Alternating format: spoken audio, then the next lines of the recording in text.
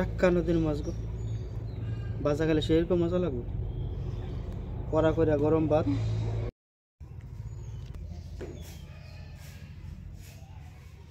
আসসালামু আলাইকুম, কেমন আছেন সবাই? আশা করছি সবাই অনেক ভালো আছেন। আমরা আলহামদুলিল্লাহ অনেক ভালো আছি। তো ভোরবেলা ঘুম থেকে উঠে আপনাদের ভাইয়া হাঁটতে বেরিয়েছিল, আর বাসায় আসার সময় এই যে দেখুন টাটকা টাটকা এখানে অনেকগুলো পুঁটি মাছ কিনে এনেছে। আর এই মাছগুলো কিন্তু একদম তাজা, মাত্রই নদী থেকে ধরেছে, আর সেখান থেকে ও কিনে এনেছে। তো কি আর করা, এখন এত সকাল সকাল আমাদেরকে এই মাছগুলো কাটতে হবে। আমি আর আমার ননদ মিলে কাটবো।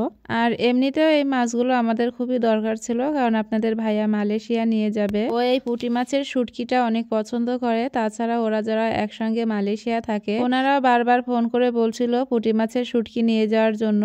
তো যাই হোক, এই যে দেখুন আমি আর আমার ননদ মিলে এই পুঁটি মাছগুলো কেটে ধুয়ে খুব সুন্দর করে পরিষ্কার করে নিয়েছি। আর এই মাছগুলো কিন্তু লবণ দিয়ে ধোয়া হয়েছে। আর মাছগুলো ধোয়ার পরে মাছের পানিটা আমরা খুব ভালো করে ঝরিয়ে নিয়েছি। আর এই যে এখন আপনাদের ভাইয়া আর আমার ননদ মিলে চালনির ভিতরে একটা একটা করে বিছিয়ে দিচ্ছে। আর এই মাছগুলো এখন কড়া রোদে দিয়ে শুকাতে হবে।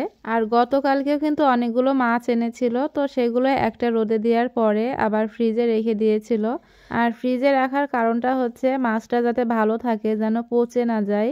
আধা কাঁচা মাছ যদি ওভাবে রেখে দেওয়া হতো সারা রাত ঘরের ভিতরে, তাহলে হয়তো বা পচে যাওয়ার সম্ভাবনা থাকতো, দুর্গন্ধ বের হতো মাছটা দিয়ে। যার কারণে ডিপ ফ্রিজে রেখেছিল। সেই ডিপ করা মাছগুলো বের করে এই যে আমার শাশুড়ি এখন একটা একটা করে ছাড়িয়ে নিচ্ছে। তারপরে আবার রোদে দেওয়া হবে, রোদে দিয়ে ভালো মতো শুকিয়ে নিতে হবে।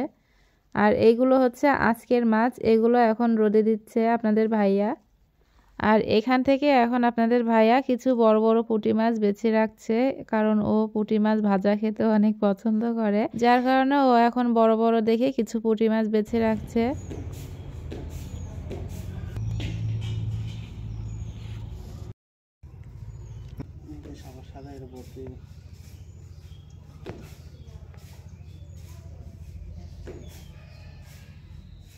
তো এই যে এখন সন্ধ্যা হয়ে গেছে, আর এখন মাছগুলো আমরা ঘরের ভিতরে উঠিয়ে রাখবো। এগুলো হচ্ছে টিনের চালের উপরে দেওয়া হয়েছিল, তো এক রোদ দেওয়ার পরে এরকম হয়েছে। এখন এগুলোকে একটা একটা করে ছাড়িয়ে ফেলতে হবে। যাই হোক, এটা হচ্ছে 2 দিন পরের ভিডিও, মাছের ফাইনাল লুক। মাছগুলো এখন তো একদম শুকিয়ে মুচমুচে হয়ে গেছে, এগুলো আর শুকাতে হবে না। তো হয়ে গেছে আমাদের পুঁটি মাছের শুটকি। যারা এত সময় কষ্ট করে আমার ভিডিওটা দেখলেন, তাদেরকে অসংখ্য অসংখ্য ধন্যবাদ। সবাই ভালো থাকবেন, সুস্থ থাকবেন। আজকের মতো এ পর্যন্তই। আল্লাহ হাফেজ।